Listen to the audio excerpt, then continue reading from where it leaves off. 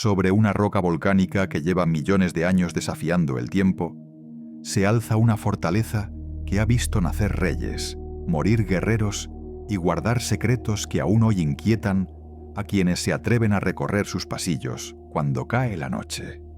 El castillo de Edimburgo no es simplemente una construcción de piedra antigua. Es un testigo silencioso de la historia de toda una nación.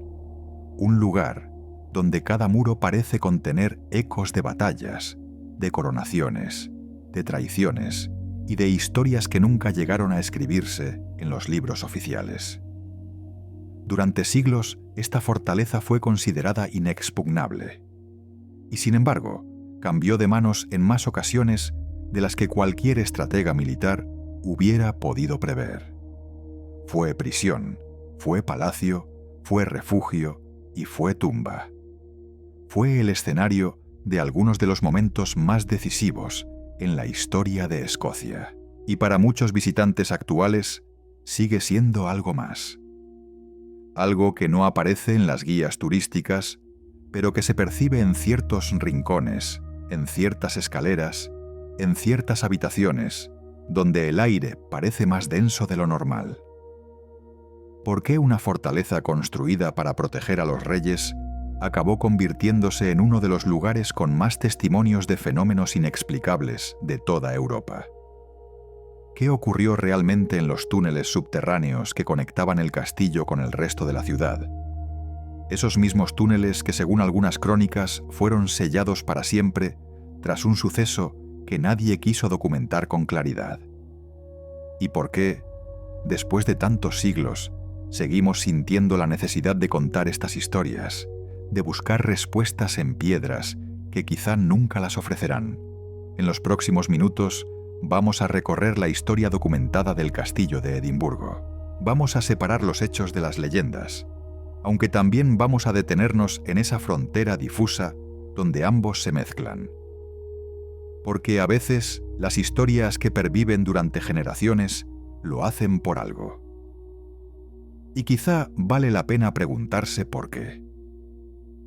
Si te interesan las historias de fortalezas, de épocas antiguas y de los misterios que el tiempo no ha conseguido borrar, suscríbete.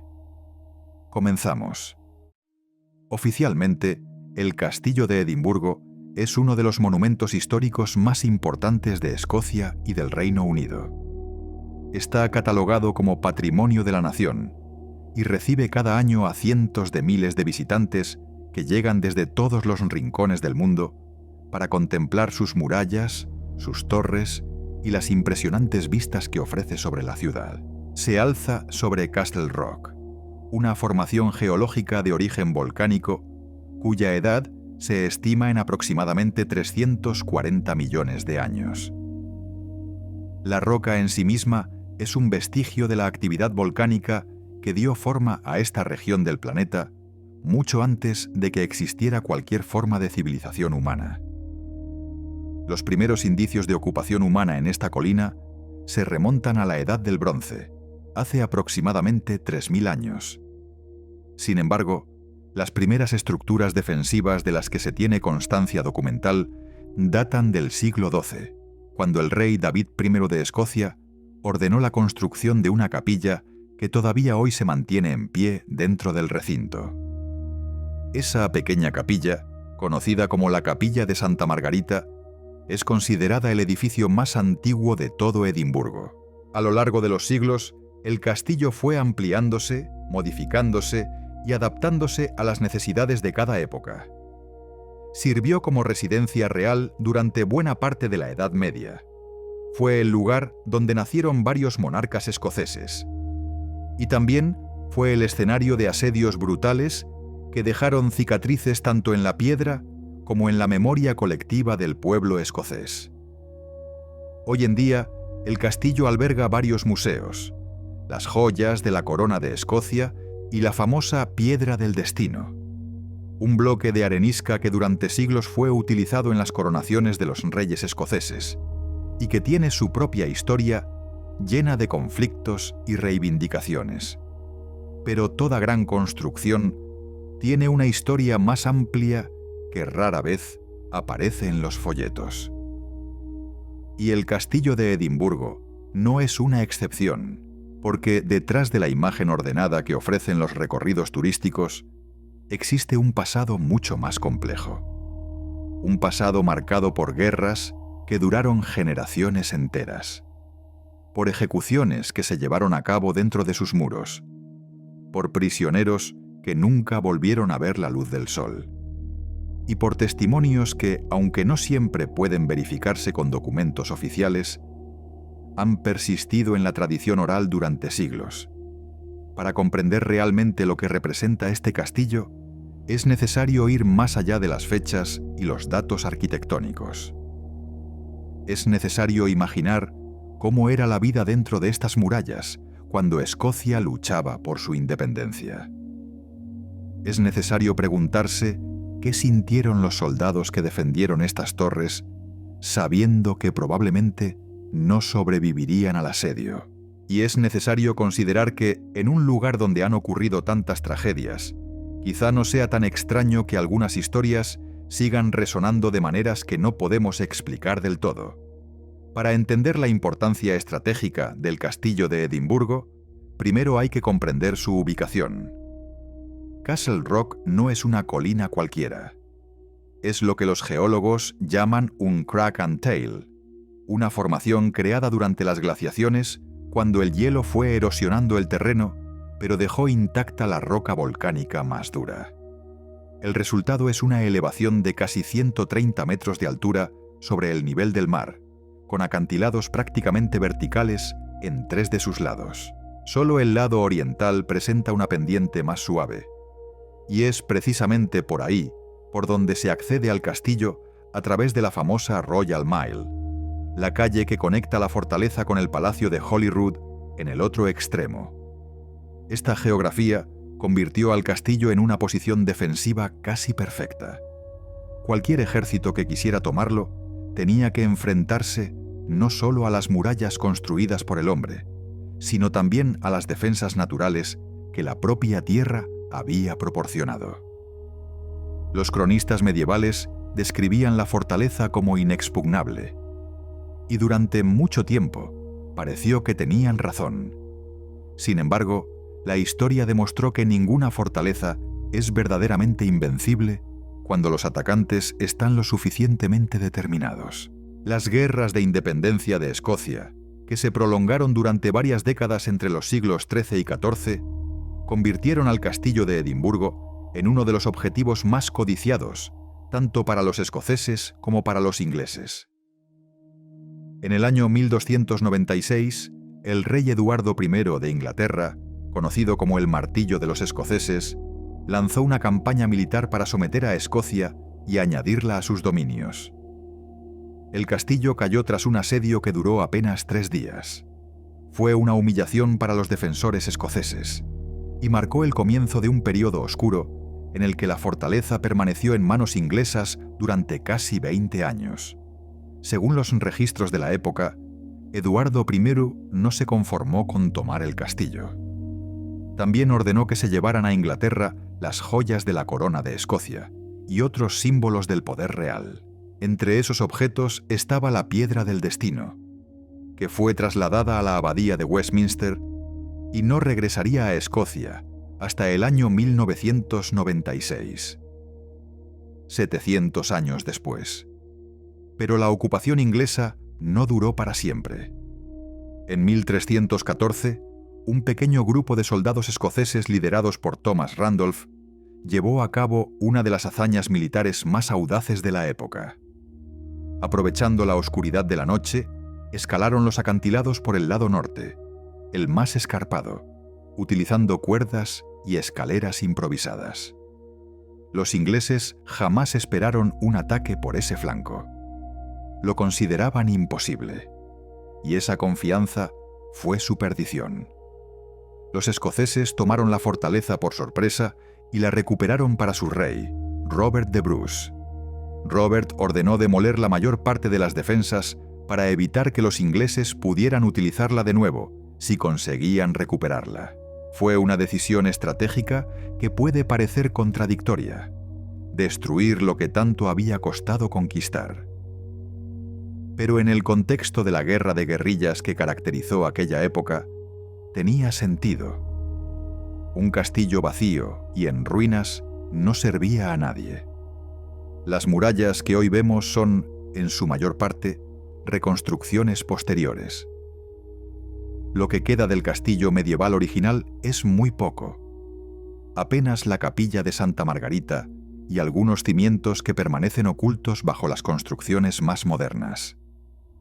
Esto significa que el castillo de Edimburgo, tal como lo conocemos hoy, es en realidad una acumulación de siglos de trabajo. Cada generación añadió algo. Cada guerra dejó su huella.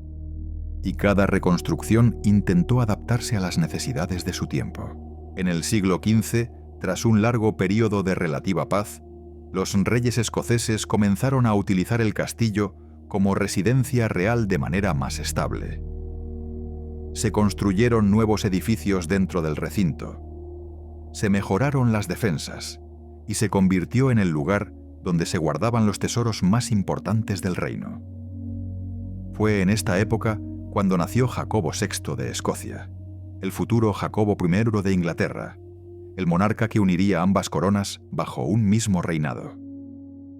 Su madre fue María Estuardo, la famosa María, reina de los escoceses, y su nacimiento, ocurrido en una pequeña habitación del castillo en el año 1566, fue uno de los acontecimientos más significativos de la historia británica.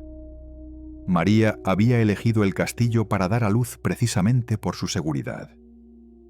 En aquella época, los conflictos entre facciones rivales eran constantes, y una reina embarazada era un objetivo vulnerable.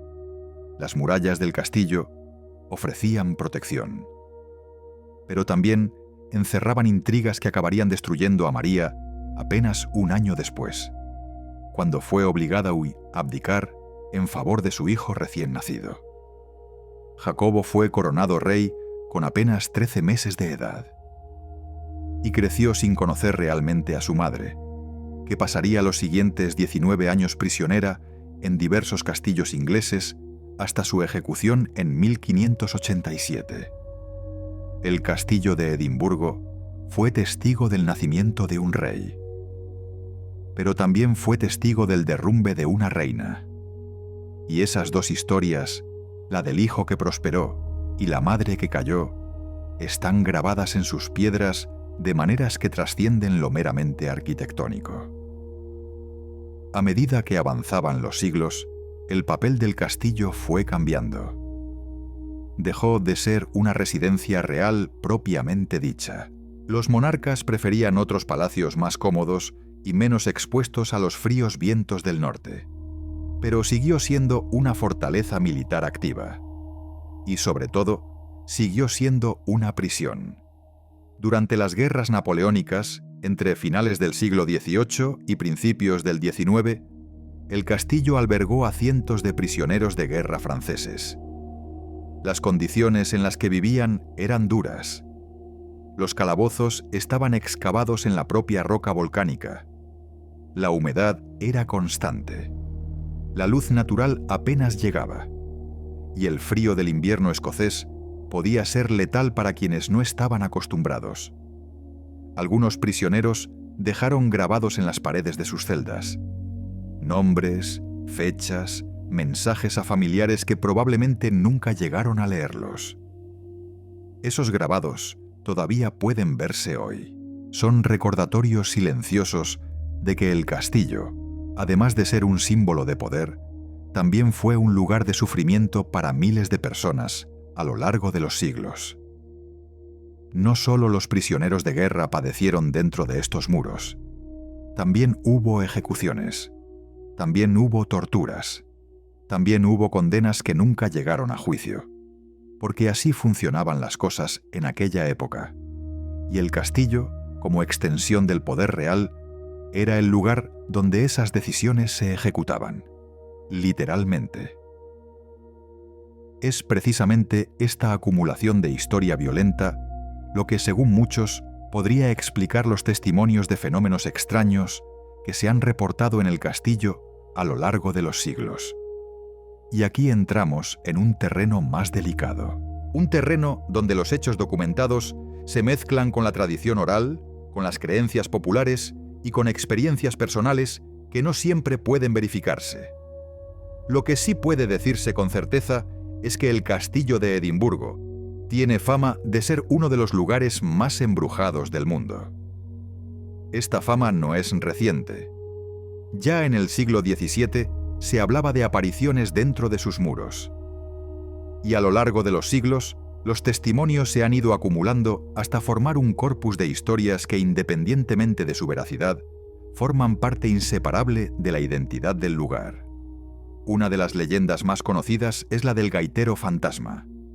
Según la tradición, hace varios siglos se descubrió una red de túneles subterráneos que conectaban el castillo con distintos puntos de la ciudad.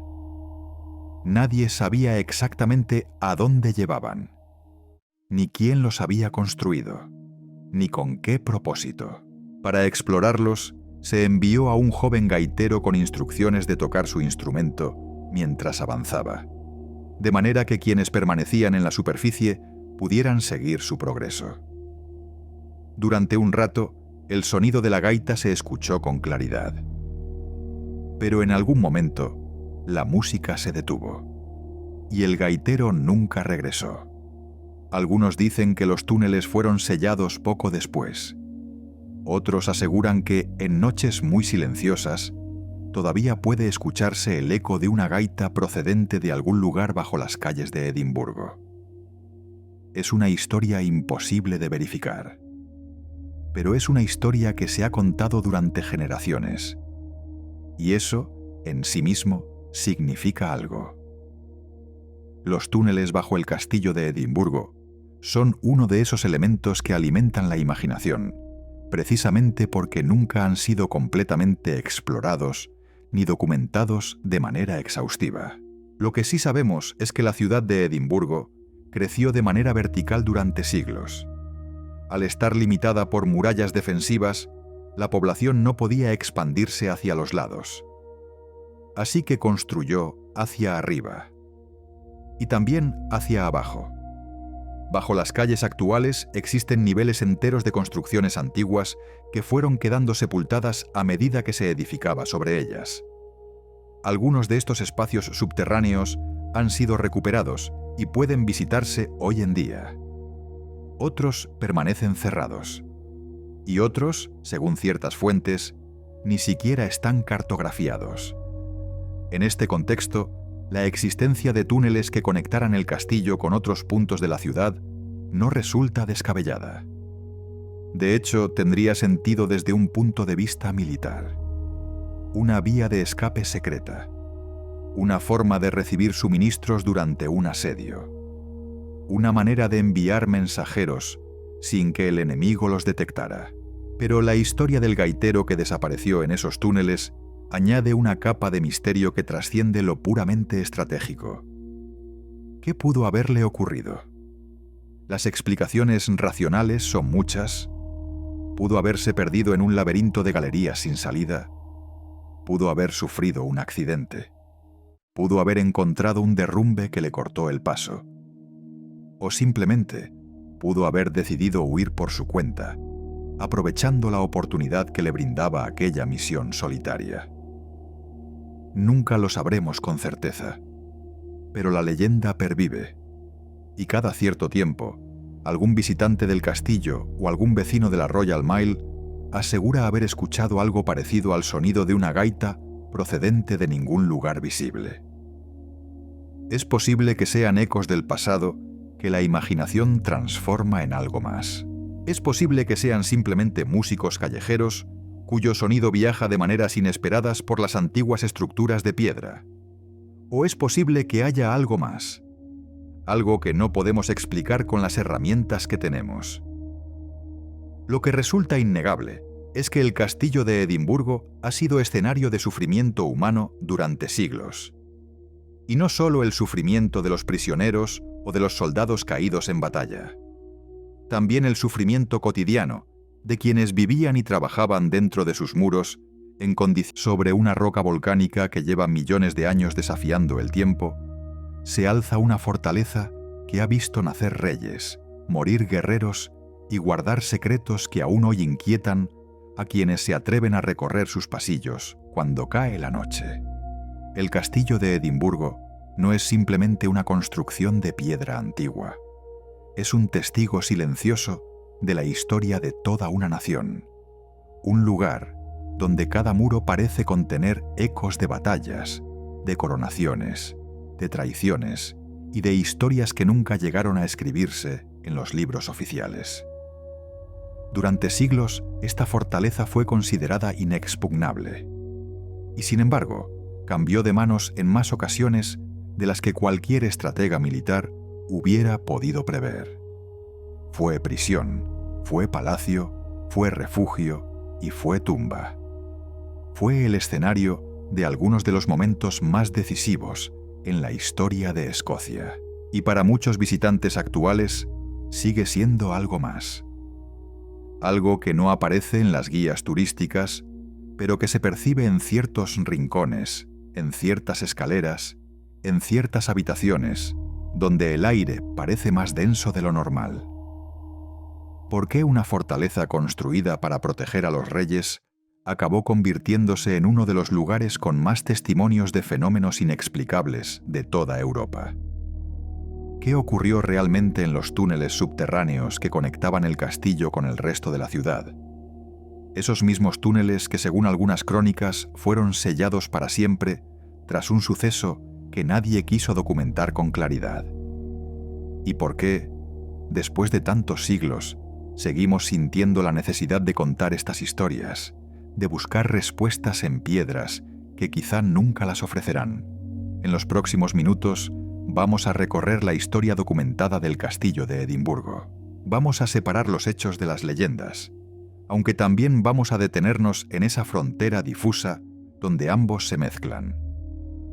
Porque a veces las historias que perviven durante generaciones lo hacen por algo. Y quizá vale la pena preguntarse por qué.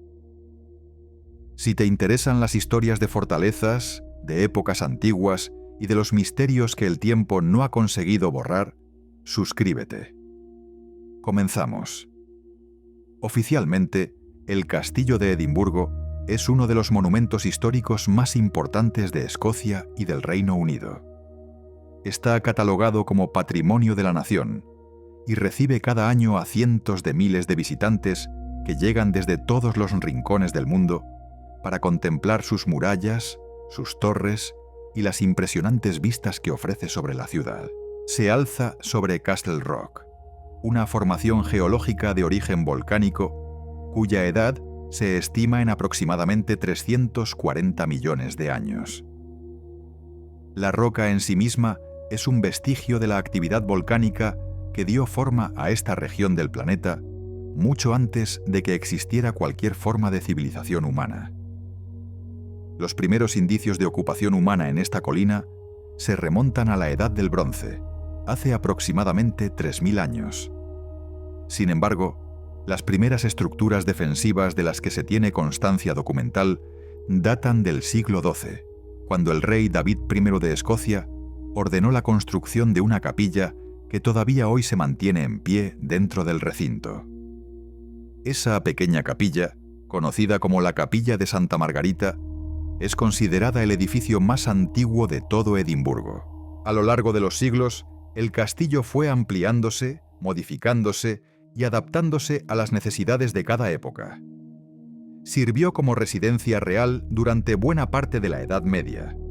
Fue el lugar donde nacieron varios monarcas escoceses. Y también fue el escenario de asedios brutales que dejaron cicatrices tanto en la piedra como en la memoria colectiva del pueblo escocés.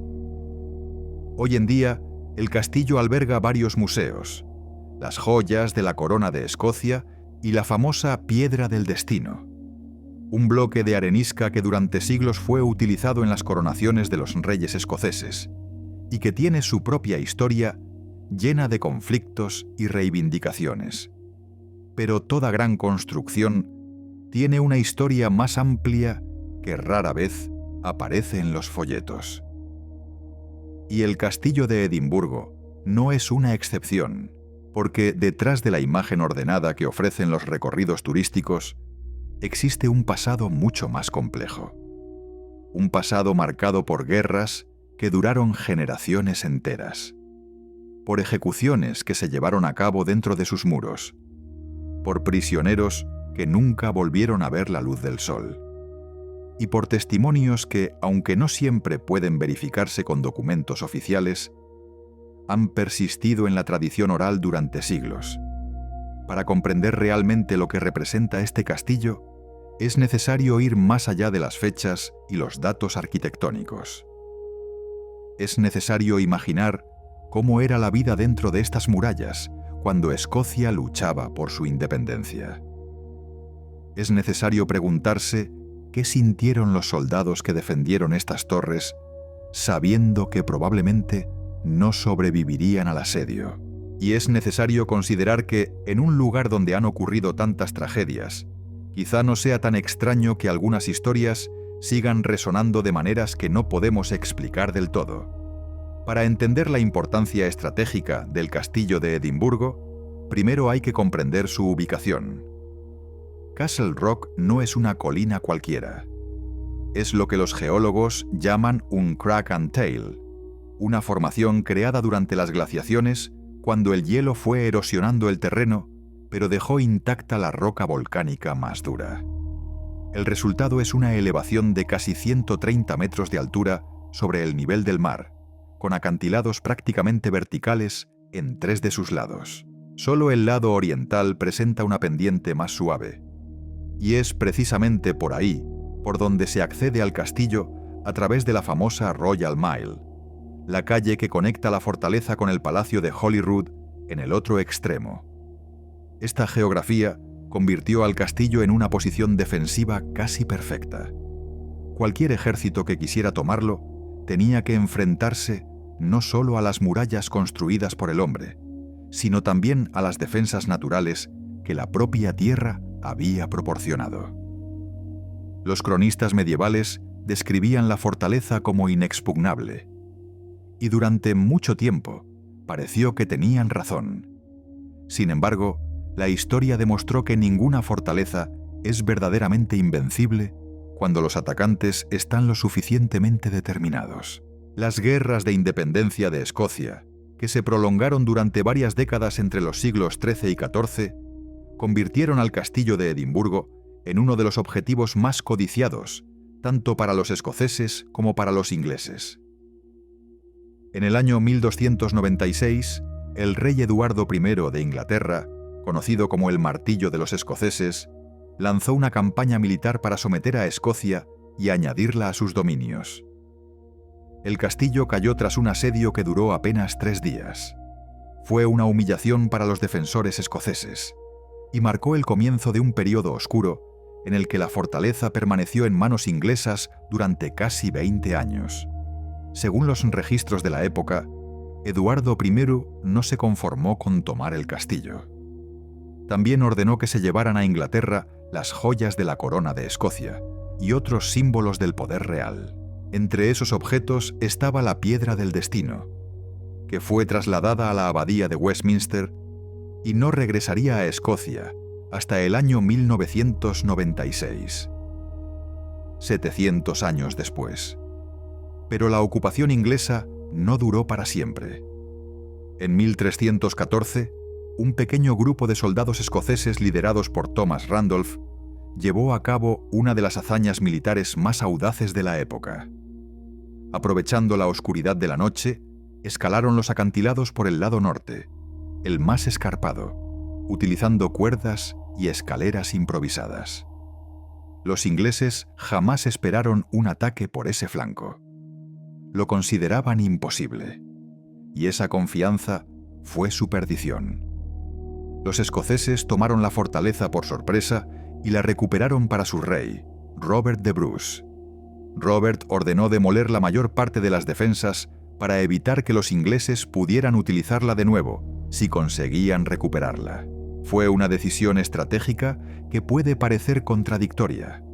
destruir lo que tanto había costado conquistar.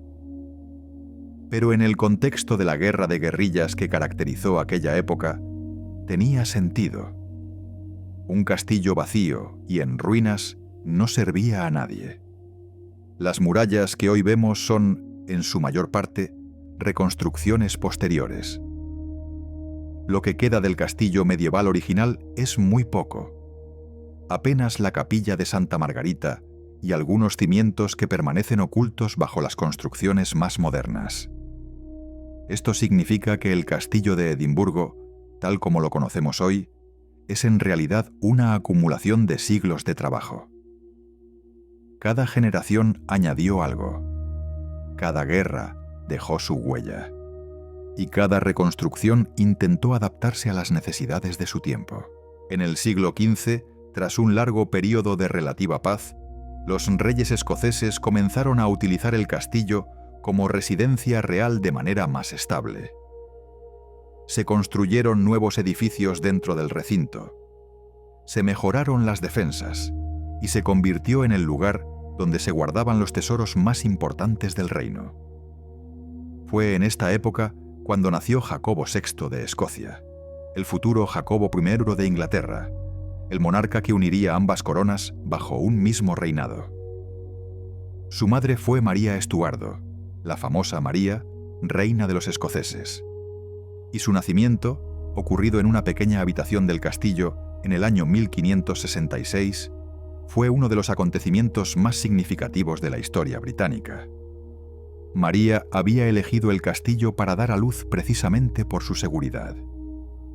En aquella época, los conflictos entre facciones rivales eran constantes, y una reina embarazada era un objetivo vulnerable. Las murallas del castillo ofrecían protección. Pero también encerraban intrigas que acabarían destruyendo a María apenas un año después, cuando fue obligada a abdicar en favor de su hijo recién nacido. Jacobo fue coronado rey con apenas 13 meses de edad. Y creció sin conocer realmente a su madre, que pasaría los siguientes 19 años prisionera en diversos castillos ingleses hasta su ejecución en 1587. El castillo de Edimburgo fue testigo del nacimiento de un rey, pero también fue testigo del derrumbe de una reina. Y esas dos historias, la del hijo que prosperó y la madre que cayó, están grabadas en sus piedras de maneras que trascienden lo meramente arquitectónico. A medida que avanzaban los siglos, el papel del castillo fue cambiando. Dejó de ser una residencia real propiamente dicha. Los monarcas preferían otros palacios más cómodos y menos expuestos a los fríos vientos del norte, pero siguió siendo una fortaleza militar activa. Y sobre todo, siguió siendo una prisión. Durante las guerras napoleónicas, entre finales del siglo XVIII y principios del XIX, el castillo albergó a cientos de prisioneros de guerra franceses. Las condiciones en las que vivían eran duras. Los calabozos estaban excavados en la propia roca volcánica. La humedad era constante. La luz natural apenas llegaba. Y el frío del invierno escocés podía ser letal para quienes no estaban acostumbrados. Algunos prisioneros dejaron grabados en las paredes de sus celdas nombres, fechas, mensajes a familiares que probablemente nunca llegaron a leerlos. Esos grabados todavía pueden verse hoy. Son recordatorios silenciosos de que el castillo, además de ser un símbolo de poder, también fue un lugar de sufrimiento para miles de personas a lo largo de los siglos. No solo los prisioneros de guerra padecieron dentro de estos muros. También hubo ejecuciones. También hubo torturas. También hubo condenas que nunca llegaron a juicio. Porque así funcionaban las cosas en aquella época. Y el castillo, como extensión del poder real, era el lugar donde esas decisiones se ejecutaban, literalmente. Es precisamente esta acumulación de historia violenta lo que, según muchos, podría explicar los testimonios de fenómenos extraños que se han reportado en el castillo a lo largo de los siglos. Y aquí entramos en un terreno más delicado. Un terreno donde los hechos documentados se mezclan con la tradición oral, con las creencias populares y con experiencias personales que no siempre pueden verificarse. Lo que sí puede decirse con certeza es que el castillo de Edimburgo tiene fama de ser uno de los lugares más embrujados del mundo. Esta fama no es reciente. Ya en el siglo XVII se hablaba de apariciones dentro de sus muros. Y a lo largo de los siglos, los testimonios se han ido acumulando hasta formar un corpus de historias que, independientemente de su veracidad, forman parte inseparable de la identidad del lugar. Una de las leyendas más conocidas es la del gaitero fantasma. Según la tradición, hace varios siglos se descubrió una red de túneles subterráneos que conectaban el castillo con distintos puntos de la ciudad. Nadie sabía exactamente a dónde llevaban, ni quién los había construido, ni con qué propósito. Para explorarlos, se envió a un joven gaitero con instrucciones de tocar su instrumento mientras avanzaba, de manera que quienes permanecían en la superficie pudieran seguir su progreso. Durante un rato, el sonido de la gaita se escuchó con claridad. Pero en algún momento, la música se detuvo, y el gaitero nunca regresó. Algunos dicen que los túneles fueron sellados poco después. Otros aseguran que, en noches muy silenciosas, todavía puede escucharse el eco de una gaita procedente de algún lugar bajo las calles de Edimburgo. Es una historia imposible de verificar, pero es una historia que se ha contado durante generaciones, y eso, en sí mismo, significa algo. Los túneles bajo el castillo de Edimburgo son uno de esos elementos que alimentan la imaginación, precisamente porque nunca han sido completamente explorados ni documentados de manera exhaustiva.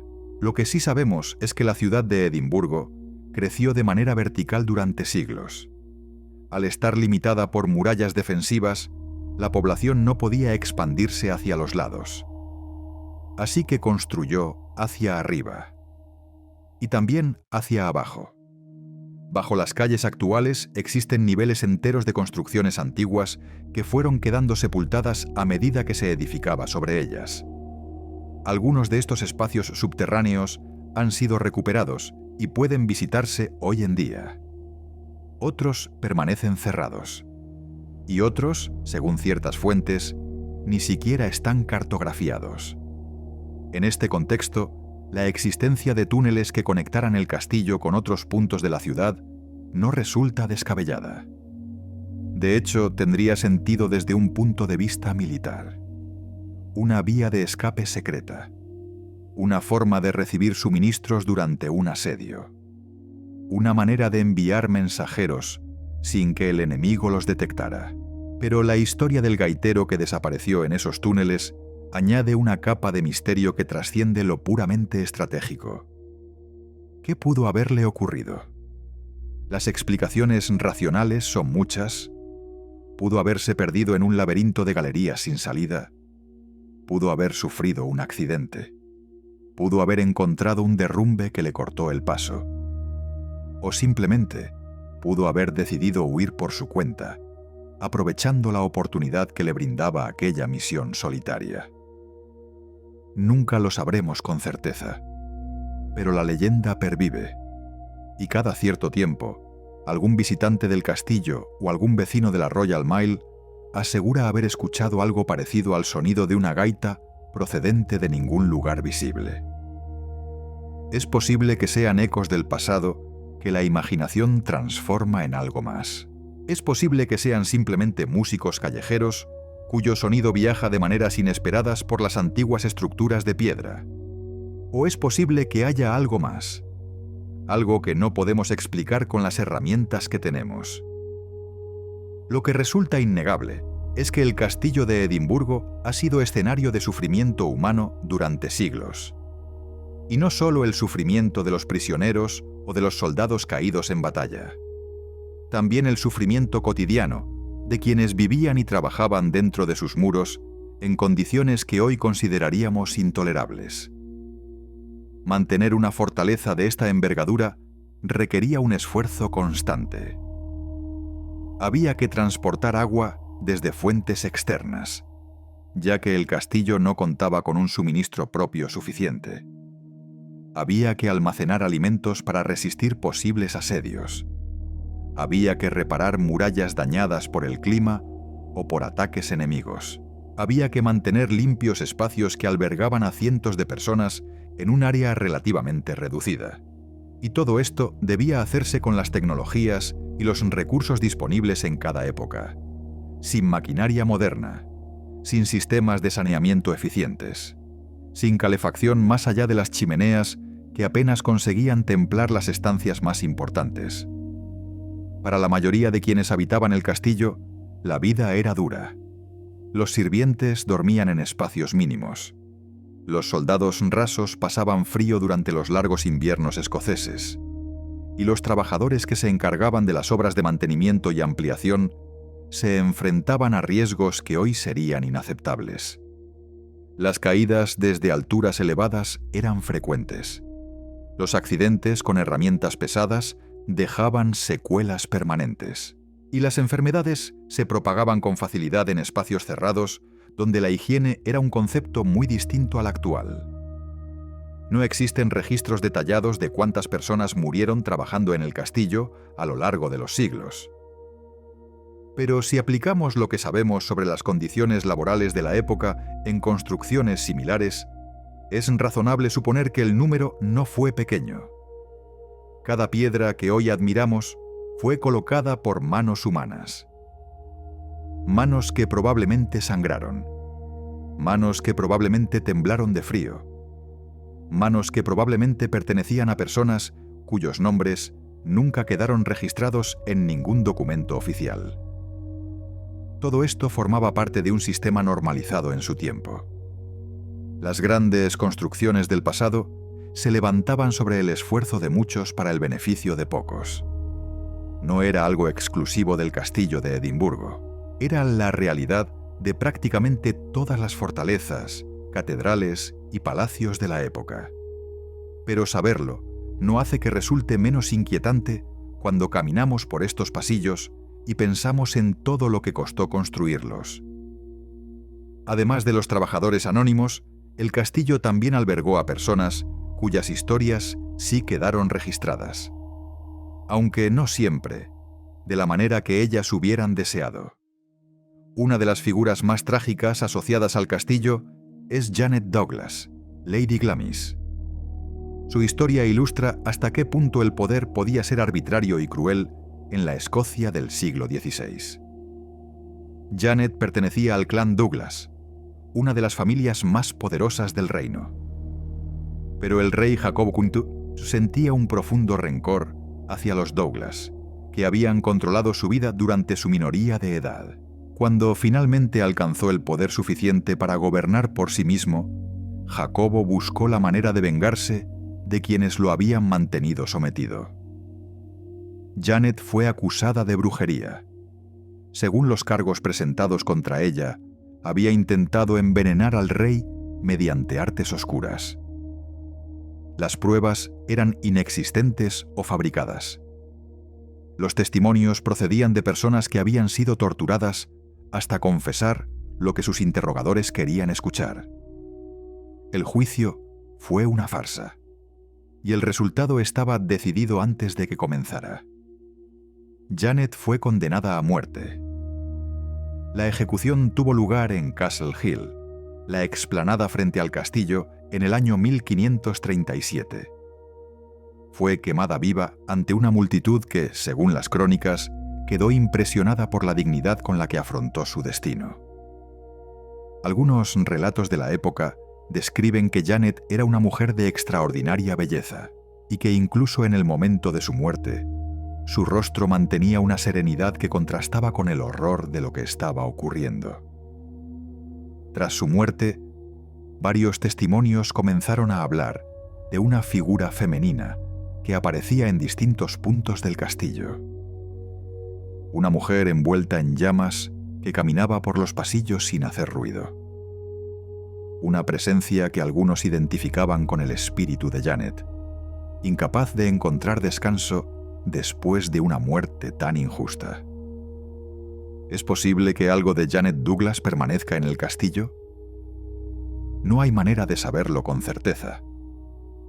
Pero su historia es un recordatorio de que muchas de las personas que murieron en este lugar no lo hicieron de manera natural ni voluntaria. Fueron víctimas de un sistema que permitía que el capricho de un rey se convirtiera en sentencia de muerte.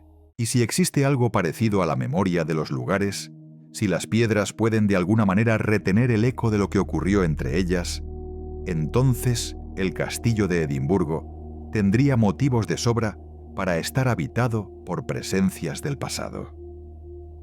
Bunl. Otra historia que se repite en los testimonios de quienes han visitado el castillo es la del perro fantasma.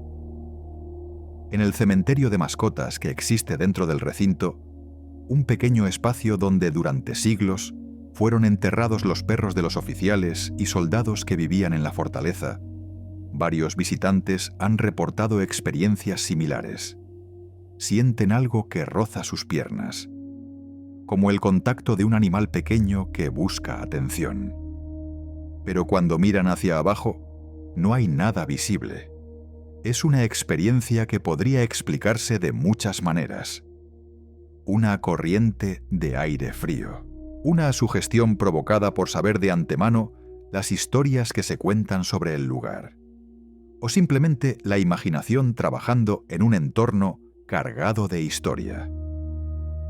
Pero el hecho de que testimonios independientes, de personas que no se conocían entre sí y que visitaron el castillo en épocas diferentes, coincidan en describir sensaciones tan similares, resulta cuando menos curioso. No es una prueba de nada, pero es un patrón, y los patrones merecen atención. En el año 2001, el castillo de Edimburgo fue escenario de uno de los estudios científicos sobre fenómenos paranormales más ambiciosos jamás realizados. Un equipo de investigadores liderado por el psicólogo Richard Wiseman, de la Universidad de Hertfordshire, reclutó a más de 200 voluntarios para explorar distintas zonas del castillo y registrar sus experiencias. Los voluntarios no sabían de antemano qué lugares tenían fama de estar embrujados y cuáles no. Se les pidió simplemente que recorrieran las distintas estancias y anotaran cualquier sensación inusual que experimentaran. Los resultados fueron llamativos. Sin tener conocimiento previo, los voluntarios reportaron un número significativamente mayor de experiencias extrañas en las zonas que tradicionalmente se consideraban más activas desde el punto de vista paranormal. Sensaciones de presencias invisibles, cambios bruscos de temperatura, sentimientos de tristeza o angustia sin causa aparente, sombras en la visión periférica. El equipo de investigación ofreció explicaciones racionales para estos fenómenos. Muchas de las zonas consideradas embrujadas compartían características físicas similares: iluminación tenue, corrientes de aire frío, niveles bajos de frecuencias sonoras, los llamados infrasonidos, que aunque no son audibles conscientemente, pueden provocar sensaciones de malestar e inquietud en los seres humanos. Es decir, había factores ambientales que podían explicar por qué ciertas personas se sentían incómodas en ciertos lugares. No era necesario recurrir a explicaciones sobrenaturales. Pero el estudio también dejó preguntas sin responder. ¿Por qué precisamente esas zonas, y no otras, presentaban esas características ambientales? ¿Era simple coincidencia que los lugares donde supuestamente habían ocurrido hechos trágicos fueran también los que producían más malestar en los visitantes? ¿O había algo más que la ciencia no estaba capturando? Richard Wiseman, que se define como escéptico respecto a lo paranormal, reconoció que el estudio había producido datos interesantes que merecían más investigación. No confirmaba la existencia de fantasmas, pero tampoco la descartaba por completo. Simplemente demostraba que las experiencias que la gente reportaba eran reales, aunque su causa última pudiera debatirse. Y eso en el contexto de un lugar como el Castillo de Edimburgo, es quizá lo más importante. Las experiencias son reales. Las sensaciones son genuinas. Lo que cada persona decida creer sobre su origen es una cuestión diferente. Más allá de las historias individuales de fantasmas, hay algo en la atmósfera general del castillo que muchos visitantes describen como difícil de explicar. Es algo que va más allá de la arquitectura imponente o de la consciencia de estar en un lugar histórico. Es algo que se siente en el cuerpo antes de que la mente pueda procesarlo. Algunos lo describen como una pesadez, como si el aire fuera más denso dentro de ciertas estancias. Otros hablan de una tristeza difusa que no tiene relación con su estado de ánimo antes de entrar. Y otros simplemente dicen que hay lugares donde no quieren quedarse demasiado tiempo, aunque no puedan articular exactamente por qué. Esto podría atribuirse a la sugestión. Cuando visitamos un lugar que sabemos cargado de historia violenta, nuestra mente está predispuesta a buscar señales que confirmen esa narrativa. Es un sesgo cognitivo bien documentado. Pero también podría argumentarse que ciertos lugares tienen una cualidad que trasciende lo puramente psicológico. Una especie de memoria ambiental que de alguna manera afecta a quienes los visitan. No es una idea científica en el sentido estricto. No hay manera de medirla ni de reproducirla en laboratorio. Pero es una idea que aparece en culturas de todo el mundo. Desde tiempos muy antiguos, la noción de que los lugares pueden retener algo de lo que ocurrió en ellos, que las paredes absorben emociones, que ciertos espacios quedan marcados para siempre por los acontecimientos que presenciaron. El Castillo de Edimburgo, con sus siglos de batallas, ejecuciones, encarcelamientos y muertes, sería un candidato perfecto para este tipo de fenómeno, si es que existe. Uno de los aspectos más fascinantes del castillo es cómo ha conseguido mantener su relevancia a lo largo de tantos siglos. No es una ruina abandonada que visitamos solo por curiosidad arqueológica. Es un lugar vivo, un lugar que sigue cumpliendo funciones ceremoniales importantes. Un lugar que forma parte de la identidad nacional de Escocia de maneras que van más allá de lo meramente simbólico.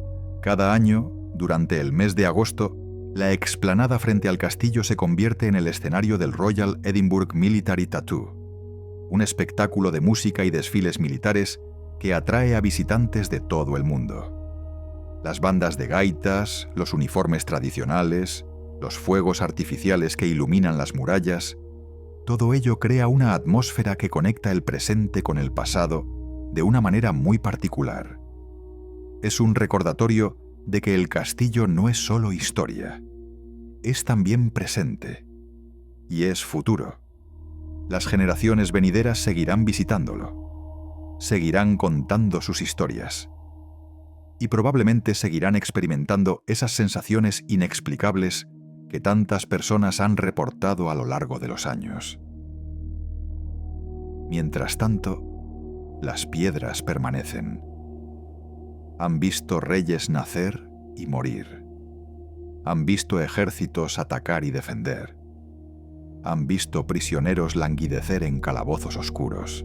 Han visto acusados de brujería caminar hacia su ejecución. Han visto siglos de historia humana desfilar ante ellas. Y siguen ahí, inmutables, silenciosas, guardando secretos que quizá nunca revelarán del todo. Hay un momento en la historia del Castillo de Edimburgo que condensa todo el drama, toda la violencia y toda la complejidad política de Escocia en un solo episodio.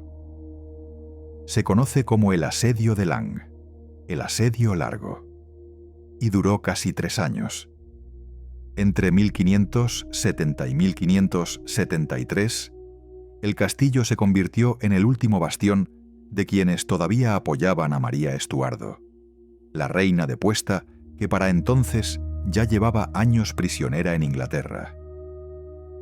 Sus partidarios se negaban a reconocer al pequeño Jacobo VI como rey legítimo, y desde las murallas del castillo resistían contra las fuerzas que representaban al nuevo orden. El líder de los defensores era William Kirkcaldy de Grange, un militar experimentado que había cambiado de bando varias veces a lo largo de su vida, pero que en ese momento estaba firmemente comprometido con la causa de María. Kirkcaldy sabía que las probabilidades estaban en su contra. Sabía que los suministros eran limitados. Sabía que tarde o temprano la superioridad numérica del enemigo acabaría imponiéndose. Pero resistió igualmente. Durante meses, el castillo soportó bombardeos constantes. Las murallas que habían sobrevivido siglos de conflictos comenzaron a desmoronarse bajo el impacto de la artillería moderna, porque este asedio marcó un punto de inflexión en la historia militar. Por primera vez, se utilizaron cañones de gran calibre traídos específicamente desde Inglaterra para destruir las defensas del castillo.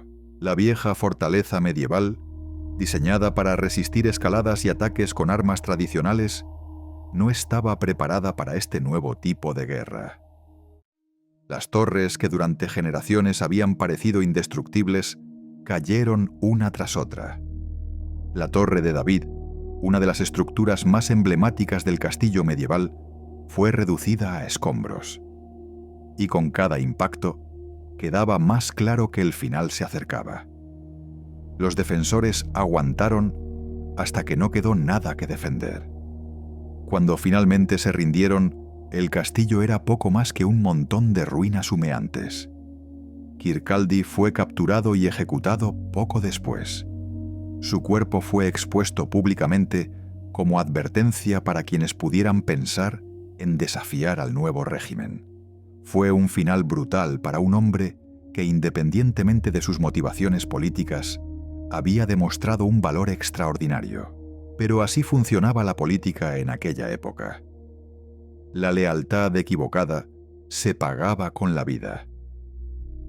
Y el castillo de Edimburgo, que había sido testigo de tantas coronaciones y celebraciones, se convirtió una vez más en escenario de muerte y destrucción.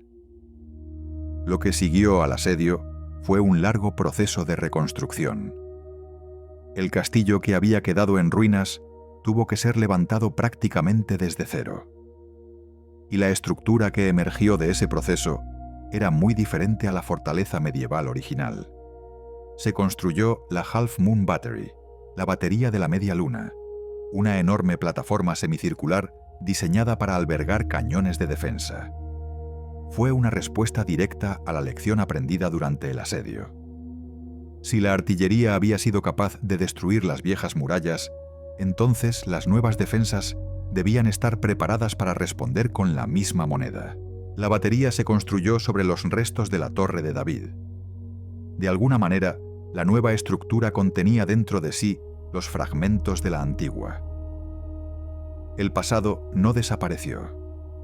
Simplemente quedó enterrado bajo capas de piedra nueva. Esta es una metáfora que aplica a todo el castillo. Cada época construyó sobre la anterior. Cada generación añadió su propia capa. Y el resultado es un palimpsesto arquitectónico donde conviven siglos de historia superpuesta. Cuando hoy caminamos por el castillo, estamos caminando literalmente sobre los restos de estructuras que ya no existen. Bajo nuestros pies hay cimientos medievales. Hay calabozos olvidados. Hay pasadizos que fueron sellados hace siglos. Y hay, probablemente, historias que nunca conoceremos porque no quedó nadie para contarlas. Una de las consecuencias menos conocidas del asedio largo fue la destrucción de gran parte de los archivos históricos que se guardaban en el castillo. Documentos que habían sobrevivido siglos de conflictos anteriores fueron perdidos para siempre durante el bombardeo. Registros de nacimientos, matrimonios y muertes de la nobleza escocesa. Correspondencia diplomática que podría haber arrojado luz sobre decisiones políticas cruciales. Crónicas que narraban acontecimientos que ahora solo conocemos de manera fragmentaria. Todo ello desapareció en el fuego y el caos del asedio. Es una pérdida incalculable, y es un recordatorio de lo frágil que es la memoria histórica. Dependemos de que los documentos sobrevivan, de que alguien los copie, los preserve, los transmita a las generaciones siguientes. Cuando esa cadena se rompe, el pasado queda mudo. Y solo nos quedan las piedras. Piedras que pueden contarnos mucho sobre cómo se construyó un lugar, pero muy poco sobre quiénes lo habitaron y qué sintieron mientras lo hacían. A medida que avanzaba el siglo XVII, el papel del castillo de Edimburgo fue cambiando gradualmente. Dejó de ser una residencia real. Los monarcas preferían el palacio de Holyrood, más cómodo y menos expuesto a los vientos gélidos que azotaban la roca volcánica. El castillo se convirtió principalmente en una instalación militar. Guarnición permanente, almacén de armas y municiones, prisión para enemigos del Estado. Fue en esta época cuando se estableció el uso sistemático de los calabozos para albergar prisioneros políticos y militares. Las celdas excavadas en la roca, que habían existido desde tiempos medievales, fueron ampliadas y acondicionadas para recibir a un número cada vez mayor de reclusos. Las condiciones eran deplorables. La humedad constante provocaba enfermedades respiratorias. La falta de luz natural afectaba tanto al cuerpo como a la mente. Y el aislamiento podía durar años, incluso décadas. Algunos prisioneros dejaron su marca en las paredes, grabados hechos con cualquier objeto punzante que pudieran encontrar. Nombres, fechas, símbolos que quizá tenían significado para ellos, pero que hoy resultan indescifrables. Pequeños intentos de dejar constancia de que existieron, de que alguien estuvo ahí, de que no fueron simplemente olvidados. Porque el olvido era quizá el peor destino de todos. Morir en un calabozo era terrible. Pero morir sin que nadie recordara tu nombre era algo peor. Entre los prisioneros más célebres que pasaron por el castillo de Edimburgo se encuentran varios líderes jacobitas. Los jacobitas eran los partidarios de la Casa de Estuardo, la familia real que fue depuesta tras la Revolución Gloriosa de 1688. Durante décadas, los jacobitas intentaron restaurar a los Estuardo en el trono, y sus intentos culminaron en varias rebeliones que sacudieron Escocia e Inglaterra. La más famosa de estas rebeliones fue la de 1745, liderada por Carlos Eduardo Estuardo, conocido popularmente como Bonnie Prince Charlie. Carlos logró reunir un ejército considerable en las tierras altas de Escocia. Tomó Edimburgo sin apenas resistencia y marchó hacia el sur con la intención de conquistar Londres y recuperar el trono para su padre. Durante un breve periodo, pareció que lo imposible podía hacerse realidad. El ejército jacobita llegó hasta Derby, a apenas 200 kilómetros de la capital inglesa, pero entonces las dudas se impusieron. Los consejeros de Carlos argumentaron que las fuerzas gubernamentales eran demasiado numerosas, que el apoyo inglés que esperaban no se había materializado, que continuar adelante sería un suicidio. Carlos cedió a regañadientes. El ejército dio media vuelta y comenzó la larga marcha de regreso hacia Escocia. Fue el principio del fin. En abril de 1746, las fuerzas jacobitas fueron aplastadas en la batalla de Culloden. Fue una masacre. El ejército gubernamental, comandado por el duque de Cumberland, no mostró piedad. Los heridos fueron rematados en el campo de batalla. Los prisioneros fueron ejecutados sumariamente. Y los que lograron escapar fueron perseguidos durante semanas por las tierras altas. Carlos consiguió huir y eventualmente llegó a Francia. Pasó el resto de su vida en el exilio, cada vez más amargado, cada vez más dado a la bebida, cada vez más alejado del joven príncipe carismático que había sido capaz de inspirar a miles de hombres a arriesgar sus vidas por su causa. Murió en Roma en 1788, sin haber vuelto a pisar suelo británico, sin haber recuperado el trono de sus ancestros, sin haber cumplido la promesa que había hecho a todos aquellos que lo siguieron. Muchos de los jacobitas capturados tras Culloden fueron llevados al castillo de Edimburgo. Los calabozos se llenaron de hombres que esperaban juicio, aunque la palabra juicio quizás sea demasiado generosa para describir los procedimientos que siguieron. La mayoría fueron condenados a muerte o a deportación a las colonias americanas. Algunos simplemente murieron en prisión antes de que se dictara sentencia. Las enfermedades, el frío y la desnutrición se encargaron de hacer el trabajo que los verdugos no llegaron a completar. Los calabozos del castillo conservan todavía hoy el eco de aquellos días. Los grabados en las paredes incluyen símbolos jacobitas: rosas blancas, el emblema de la causa, nombres de clanes de las tierras altas, fechas que corresponden a los meses posteriores a Culloden.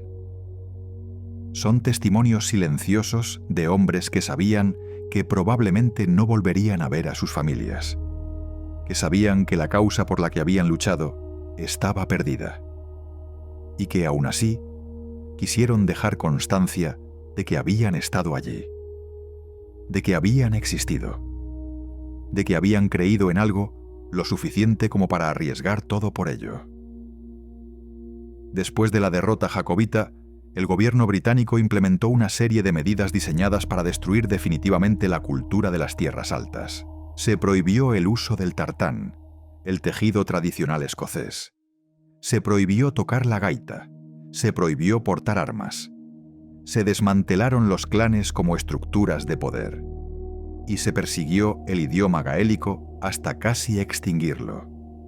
Fue un intento sistemático de borrar una identidad, de hacer que los escoceses de las tierras altas dejaran de ser lo que habían sido durante siglos, de convertirlos en súbditos dóciles de la corona británica. El castillo de Edimburgo, que durante tantos siglos había sido símbolo del poder escocés, pasó a representar el dominio inglés sobre Escocia. Las tropas que lo ocupaban ya no eran escocesas. Los oficiales que daban las órdenes respondían ante Londres, no ante Edimburgo. Y los prisioneros que languidecían en sus calabozos eran, en su mayoría, escoceses que habían osado desafiar ese orden. Es una ironía amarga que no pasa desapercibida para quienes conocen la historia. El castillo que había defendido la independencia de Escocia durante las guerras contra Inglaterra se convirtió siglos después en instrumento de la opresión inglesa sobre Escocia. Las mismas murallas, las mismas torres, pero un significado completamente diferente. Con el paso del tiempo, las tensiones fueron suavizándose. Las prohibiciones contra la cultura de las tierras altas fueron levantándose gradualmente. Y Escocia encontró maneras de preservar su identidad dentro del marco del Reino Unido. El castillo de Edimburgo dejó de ser una prisión activa. Dejó de ser una fortaleza militar en el sentido tradicional. Y comenzó su transformación en el monumento histórico que conocemos hoy. A finales del siglo XIX se iniciaron los primeros trabajos de restauración orientados a preservar el castillo para las generaciones futuras. Se consolidaron murallas que amenazaban con derrumbarse. Se recuperaron espacios que habían sido abandonados durante décadas. Y se comenzó a organizar el acceso de visitantes que querían conocer la historia del lugar. Fue el comienzo de una nueva etapa. El castillo ya no era un lugar donde se hacía historia. Era un lugar donde se recordaba la historia. Un lugar donde el pasado se convertía en espectáculo. Donde las tragedias de siglos anteriores se transformaban en relatos para turistas. Donde los calabozos que habían albergado a prisioneros desesperados se convertían en atracciones que la gente fotografiaba con sus teléfonos. Hay algo incómodo en esta transformación. algo que nos obliga a preguntarnos cómo relacionamos con el sufrimiento del pasado. ¿Es posible honrar la memoria de quienes padecieron en estos muros mientras simultáneamente consumimos su historia como entretenimiento? ¿Dónde está la línea entre la educación histórica y el turismo morboso? No hay respuestas fáciles, pero son preguntas que merece la pena hacerse. Lo que sí parece claro es que el castillo de Edimburgo ha conseguido mantener una conexión con su pasado que va más allá de lo meramente museístico. No es un lugar muerto, no es una ruina silenciosa